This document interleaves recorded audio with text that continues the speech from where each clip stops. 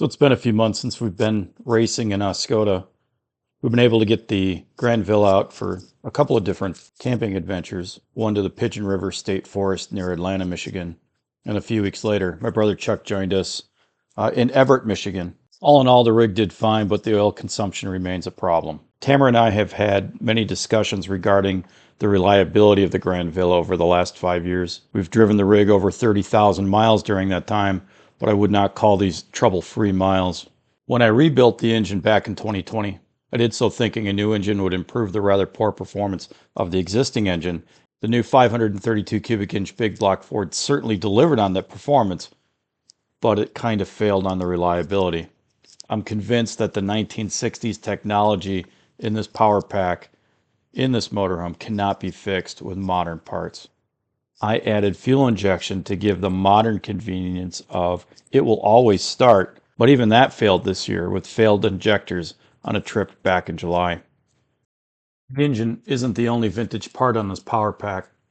This rig is fitted with a Ford C6 automatic transmission. It's proven to be pretty bulletproof through its 138,000 miles. While its ability to move the rig down the road reliably, it did have shortcomings. It was never made to move 25,000 pounds down the road easily.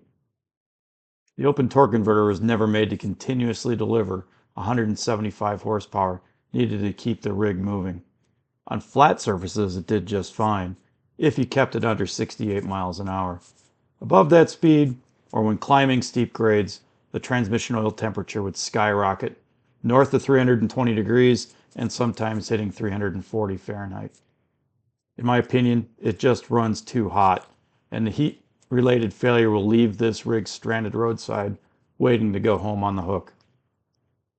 Well, right about the time I was building or rebuilding the 460 into a 532 cubic inch monster, Ford came out with a crate version of its new 7.3 liter pushrod V8, codenamed Godzilla. I'm not sure where the Godzilla moniker will end up in the popularity scale, but I do know that this engine is going to end up in our Granville. That's right, we've secured a new 7.3 liter Godzilla with a 6R140 6-speed automatic transmission. This is effectively a new engine and transmission taken out of a stripped chassis Econoline E450. The engine and transmission were cast off an electric vehicle conversion program and sold as surplus to car guys like me. Over the next several episodes, I'll be taking you through the process of preparing this engine for installation into our Granville.